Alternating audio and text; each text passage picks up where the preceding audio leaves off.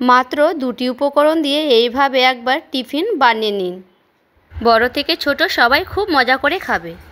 নমস্কার বন্ধুরা, অমৃতাঞ্জি কুকিং চ্যানেলে সবাইকে স্বাগত জানিয়ে আবার একটি রেসিপি নিয়ে হাজির হয়েছি।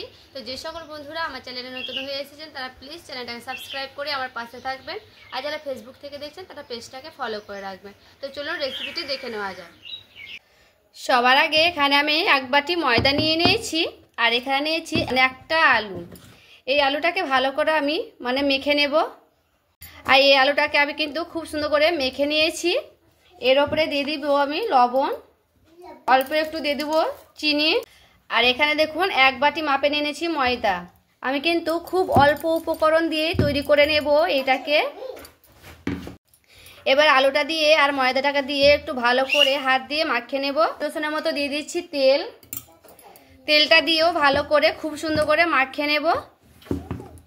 এইভাবে কিন্তু দেখতে হবে যতটুকু মাখা সম্ভব হবে সেইভাবে কিন্তু মেখে নিতে হবে, জল ছাড়াই খুব সুন্দর করে আগে মেখে নিতে হবে। আর দেখুন ময়দাটাকে দিয়ে আর আলুটাকে দিয়ে কিন্তু এইভাবে ডো করা হয়ে গেছে, আমার কিন্তু জল একটুও লাগেনি। আর দেখুন বন্ধুরা, জল ছাড়াই কিন্তু আমি খুব সুন্দর করে মেখে নিয়েছি। দেখুন একটুও কিন্তু জল লাগবে না এতে। দেখুন এবার তেলটা নিয়ে এইভাবে উপর থেকে ভালো করে মাখিয়ে নেব, যেন ওপরটা শক্ত না হয়, তার জন্য কিন্তু আমি তেলটাকে এভাবে লাগিয়ে নিলাম। এবার আমি এটাকে ঢাকা দিয়ে রেখে দেবো 5 থেকে 10 মিনিট। আর দেখুন প্রায় আমি 10 মিনিট পর ফিরে এসেছি। এবার দেখুন লেচিটা কি সুন্দর আরও ভালোভাবে কিন্তু ভেতর থেকে নরম হয়ে গেছে। আর দেখুন এইভাবে অল্প করে একটু করে নেব, দিয়ে এই শেপে যে কোনো শেপে দিয়ে দিতে পারেন, আমি কিন্তু এইভাবে শেপ দেব। এই যে দেখুন এইভাবে একটু গোল করে নেব, গোল করে এইভাবে একটু প্রেস দেব, দিয়ে এবারে এখানে একটা কাঁটা চামচ নিয়ে নিয়েছি, কাঁটা চামচ দিয়ে এইভাবে একটু টানবো, আর এই দিকে একটু প্রেস দিয়ে টানবো। আর এই যে দেখুন এইভাবে কিন্তু আমি দুই দিক দিয়ে একটু মুখটাকে বন্ধ করে দেব। আর এই যে দেখুন বন্ধুরা, এটা আমার কিন্তু হয়ে গেছে, জলখাবারটা রেডি।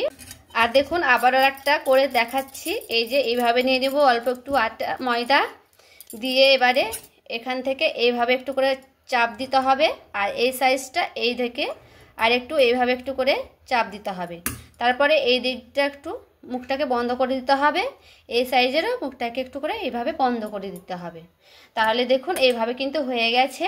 তো আমার দেখুন দুটো কিন্তু বানানো হয়ে গেছে। এবারে সবগুলোকে কিন্তু আমি এইভাবে বানিয়ে নিচ্ছি।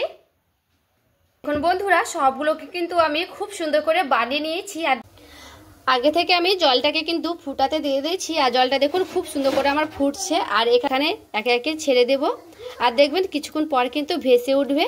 আর এগুলো যদি ফেটে যায় তাহলে বুঝবেন কিন্তু তার শেপ কিন্তু হয়নি, আর একটু ভালো করে মরতে হবে সেক্ষেত্রে। তো দেখুন সবগুলোকে আমি এভাবে দিয়ে দিচ্ছি। আর দেখুন কিছুক্ষণ পর কিন্তু সবগুলো কিন্তু ভেসে উঠেছে। আর এই যে দেখুন যখন দেখবেন ভেসে উঠেছে তাহলে কিন্তু হয়ে যাবে এইগুলো। আর দেখুন খুব সুন্দর করে কিন্তু ফুটে গেছে। এবারে এগুলোকে আমি নামিয়ে নেব, ঠান্ডা করে নেব। আর এই যে দেখুন বন্ধুরা, এইদিকে কিন্তু আমি জলটাকে একেবারে কিন্তু ঝারিয়ে রেখে দিয়েছি। তো আর দেখুন কতটা সুন্দর কিন্তু হয়েছে। দেখুন একটা একটা হয়ে আছে, একটাও কিন্তু ভাঙেনি, খুব সুন্দর কিন্তু হয়ে আছে দেখুন। আর এখানে দেখুন পেঁয়াজ আর রসুন কেটে রেখেছি, আর লঙ্কা কেটে রেখেছি, সেইগুলোকে আমি দিয়ে দিব একসঙ্গে।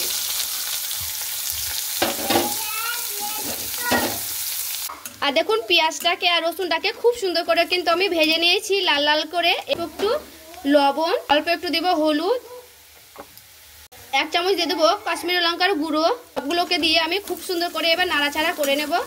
আর এখানে আমি দিয়ে দিচ্ছি চাট মশলা বা ম্যাগি মশলা দিয়ে দিয়েছি। এবার আমি এটাকে খুব সুন্দর করে নাড়াচাড়া করে নেব। আর এখানে আমি নিয়ে নিয়েছি চিলি সস বা সয়া সস, দিয়ে দিচ্ছি 2 চামচের মতো ঢেলে দিলাম। এবার আমি এটাকে দিয়ে খুব সুন্দর করে নাড়াচাড়া করে নেব। এবার আমি ওপরে দিয়ে দিচ্ছি ধনে পাতা কুচানো। এবার একটু ভালো করে নাড়াচাড়া করে নেব। আর দেখুন এইভাবে কিন্তু মশলাগুলোকে এইভাবে দিয়ে দিতে হবে সেই পাস্তাগুলোর ওপরে। এইভাবে আমি গোটাটাইকে এইভাবে মাখিয়ে নেব। আর দেখুন বন্ধুরা সবগুলোকে কিন্তু আমি রেডি করে নিয়েছি, আর খুব সুন্দর করে মাখিয়ে নিয়েছি। আলু আর ময়দা দিয়ে এত সুন্দর যে টিফিন বা ব্রেকফাস্ট হয় বন্ধুরা, না দেখলে কিন্তু বিশ্বাসই হবে না। আর বড় থেকে ছোট সবাইকে কিন্তু বানিয়ে দিতে পারেন। আর একেবারে কিন্তু তেল কম, হেলদি, খুব সুন্দর কিন্তু স্বাস্থ্যবান টিফিন। এইভাবে কিন্তু বানিয়ে একবার বাড়িতে সবাই মিলে খান, সত্যি বলছি খেতে কিন্তু দারুণ হয়। তো বন্ধুরা, এই রেসিপিটি যদি একটু ভালো লেগে থাকে তো প্লিজ লাইক এবং সাবস্ক্রাইব করে আমার পাশে থাকবেন, আর কমেন্ট করতে কিন্তু ভুলবেন না।